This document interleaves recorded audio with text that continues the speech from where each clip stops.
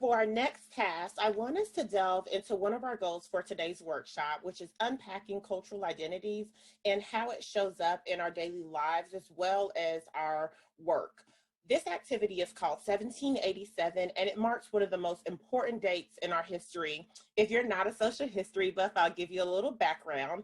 We know that on September 17, 1787, 55 delegates came together to create a government with enough power to act on a national level, but without so much power that fundamental rights would be at risk. The Constitution's first three words starts with "we the people" because it was meant to affirm that the government of the United States of America exists to serve its citizens.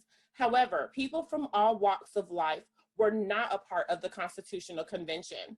So here's our task for this afternoon. I'm going to open our breakout rooms, and each group is going to be responsible for answering their group's assigned question. Here are your questions. Group one, you're answering who had a seat at the table in 1787 and who was not at the table. Be sure to unpack it and link it to our work today. Question two, what ideas were discussed at the table? What ideas weren't discussed at the table?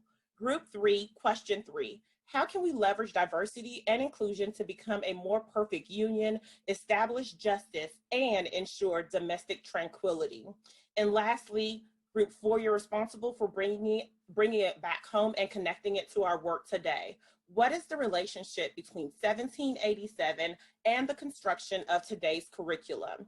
You have 5 minutes, and remember your recorder is dropping your answers on the Google presentation, and I'll pull you back in exactly 5 minutes.